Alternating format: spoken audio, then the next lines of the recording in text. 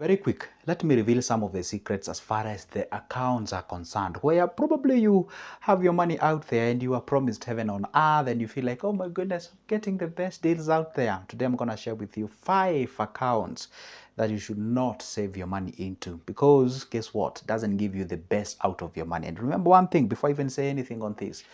In every financial deal, there is always a fool, and if you can't see any, that must be you. Anyway, the point is this. What are these 5 accounts that you should avoid them as a plague when it comes to you saving your money? I know you so much have that zeal and motivation to save your money because you're working towards achieving a certain goal. But honestly speaking, let's be sincere. You can work hard but save at a wrong place. How about you work hard and save at the right place? Or should I use the term invest? Because saving is not really the best term that you can describe. Anyway, this is Good Joseph, and as always, I try the best as I can. I go in between these streets, I gather the best information, I verify my information, and then I come to you to share this information. All right, now here we are. Now, before you even do anything, go ahead and hit the like button, go ahead and subscribe, and make sure that you turn the notification bell so that you'll be notified whenever I upload a new good video. And I'm gonna walk slowly with you, and I'm gonna use a low speed because you complain about me talking too fast. Fine. Number 1, we all know this. Don't use a normal bank account savings for your savings, okay? Don't use a bank account savings. Have you ever heard of me talking about, and by the way, this is not me, anyway, I didn't invent this, but have you ever heard of people saying, you know what, thou shalt never put your money idle in a bank. Make sure that the money is working for you. This is what we talk about. Do not put your money in a bank savings account lying idle unless you're accumulating it to reach a particular amount of money for you to do a particular thing. But do not put that money idle there in a bank account. Why? You're probably getting nothing. Well, they do promise you, I don't know, 2%, 3%, and what have you. But the reality is this: whatever you're getting from that normal bank savings account, what do I mean by normal bank savings account? Is that current account or normal account or landing account? That account that you went there, they gave you a form and you filled that form and then you handed over and then they gave you the account. So you've been throwing money into that particular account. It was not a dedicated account. It's not nothing, just a bank account. Now that's what I'm talking about. What are you supposed to do? Try to negotiate with your bank and look for a better investment method that you can be able to go ahead and do what? Invest and at least get some. Yes, of course, I know banks, they are there to make money, of course, and also you should be there to make money. This should be a mutual relationship. Shouldn't be a relationship only one party is benefiting and then the other is just somewhere sidelined. No, what you're supposed to do is to put that money in somewhere where you can invest it. And I know what you're thinking.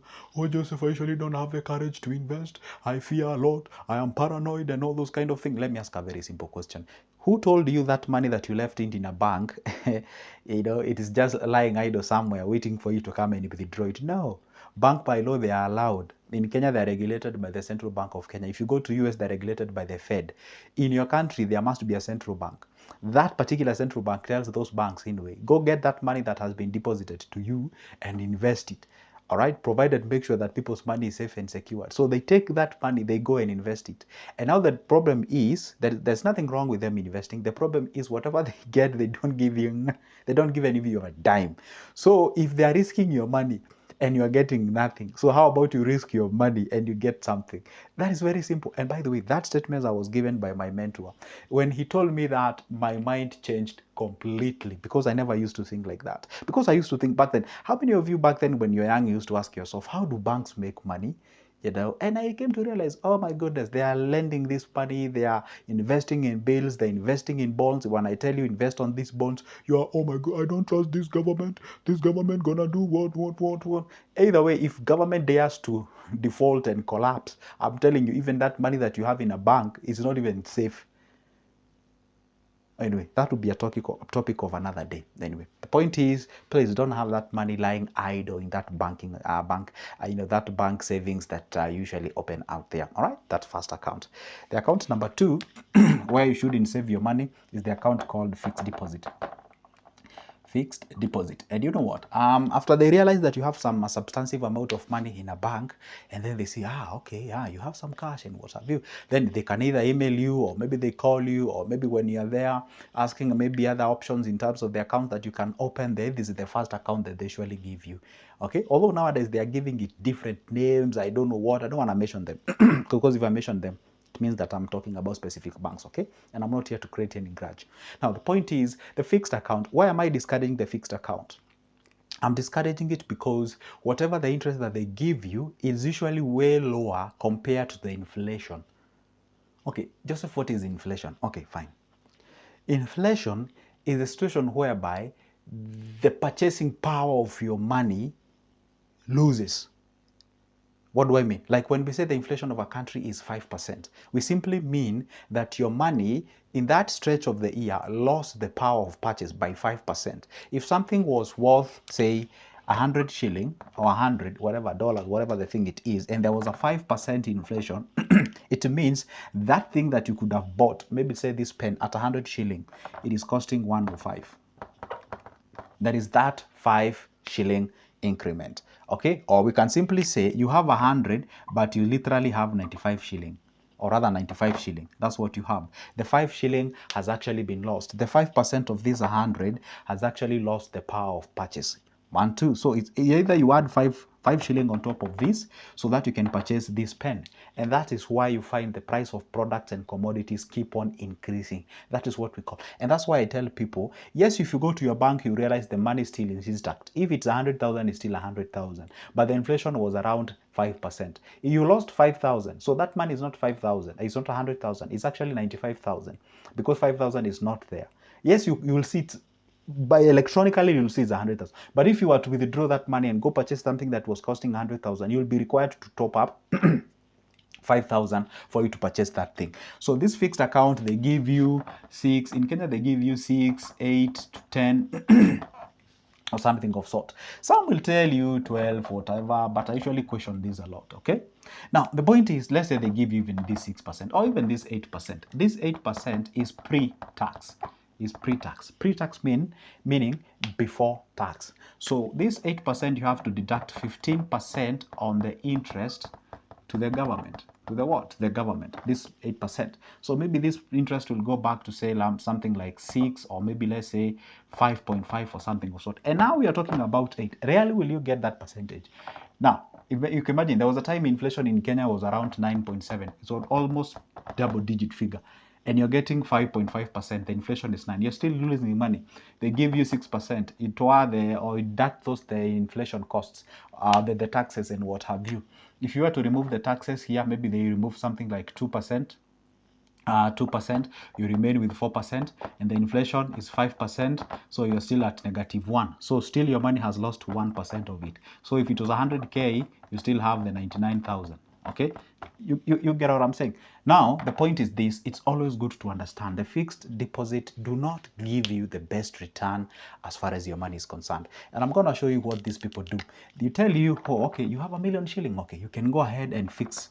If you fix it, we promise you, let's even say they promise you 8%. Okay, they promise you that 8%. Okay, 8%. Very nice. Okay, I'm even assuming that it is post-tax. Let's assume it is even post-tax. Okay, now they give you the 8%. Do you know what they do with that money? Obviously, they don't keep that money either in the bank. In short, you tell them, I can entrust you with this money of mine for the next a whole year. Now, what they do, if it was that 1,000,000 shilling, they take that 1,000,000, they go through it in something like a treasury bill. Okay, they throw it in a treasury bill. Treasury bill in Kenya is giving you 16.8%. That is pre-tax. Post-tax gives you like 14.45%. Guess now what happens now? They take the 14.45, then they give you your 8%. They remain with say 6.5 or something of sort. That is what they remain with. And I know you'll be like, but it's not a bad deal. It is a bad deal. Why? Because even you yourself, you can invest on these treasury bills by yourself and get the entire 14%. Are we together? Yes, so you can be able to do that. So that's why fixed deposit, it's not really the best deal that you can ever get. So that is not an area where you save your money. You'd rather throw it in an MMF where you can access at any given time. They're giving you the interest. They're giving you the compound interest. You can top up at any given moment. Do you understand what I'm talking about? Yes. So fixed deposit, it is not the best deal in town that you can ever get. Okay? We are still continuing. Remember, we have 5 accounts that I told you are not supposed to save into or with them. Okay. Now, the other account is something called the Chama account. The Chama account, or the Chama account, if you're watching me from outside the country, you'll be like, Chama, what does it mean? It means you people coming together and then you open an account somewhere and then you'll be throwing that money somewhere. Or maybe somebody somewhere is entrusted with the money to go with it back at home. Please don't save that way, because you people, first of all, you're not regulated. Number two, you people, you're not even getting any interest on top of it. Number three, you people, you're being hit by inflation, left, right, and center. So the Chama account, especially the Chama that goes the merry-go-round. If your Chama has a Sacco account, if your Chama has, say, a money market fund, that totally makes sense. That is a whole different kind of a thing. There is nothing wrong with you guys having a Chama, but if your Chama is just a merry-go-round and you're saving using the merry-go-round, whereby, I don't know, you come here and then you give, no, come on, please, those things are over. We have other better, modern avenues of savings and investments that you can be able to apply. This Chama kind of a thing, it is not really the best way to invest. So please, I always tell people, even if you have a Chama, of which I'm not telling you to go and dismantle your Chama, please take it to a higher level. If you're doing the merry-go-round and that is a way of saving, please be putting that money in a money market fund. Pick up a money market fund, be throwing that money. If you guys, you want to be liquid, okay? Be liquid means that if you want to access that money at any given moment. If you guys are riders, maybe if you say you are business people from the same neighborhood, if maybe you're family members, if whatever has actually sort of joined you together in that particular thing, please go open what do we call an MMF and then be throwing the money out there. You're gonna be getting interest every day. Top of that, you're gonna actually be getting what we call the compound interest, and of course that money is actually cushioning you. The interest is cushioning you from what we call the inflation. So with that regard, then you can be able to go ahead and get the better deal as far as your money is concerned. Don't just let your money lie idle somewhere because it's not making you the best that you can never make. Are we together on that? So that is exactly what you're supposed not to do or do at the same time. Then the fourth one, this one is called an endowment. Endowment account. This is like policies, where you subscribe a certain policy. Others, they sell it, I don't know, in the name of a pension plan. Others, they save it in the name of those kind of things that are usually mostly are known by the insurance-based companies and what have you. Okay, the point is this: always ask, how much am I getting in terms of the interest, and for how long will I get that interest, and for how long am I subscribing to this particular thing? Whatever I'm trying to bring on for, it is the interest that you're getting. Are you getting value for your money? Is it worth risking it? What are their terms and conditions? Am I going to get this money at the end of the day? Or it's going to reach there, or it's going to mature, and then we are on crisis and what have you, all right? So it's always good to make sure that you negotiate and get the best deal out there, all right? And the last one, but not the least, is simply where you get something that is any account that is below inflation. That's how I can flame it. Any investment, any account that is actually below inflation, below inflation, and be cautious. Any account again that is promising you over 2% per month. That is like 24% per year. Wait, don't go for that. If you, for 24%, surely, where are you even getting this 24%? Does not make any sense, surely. If the government itself is giving you around 18% on the bonds, and that was the highest we've ever got here in the country, and somebody is promising you 24, how can they justify where are they getting the 24? Where are they investing this money? Of course, it means that they're engaging in risky affairs, and of course, the riskier it is, of course, the higher the returns it is. But of course, it means that your money can get lost within a snap of a finger.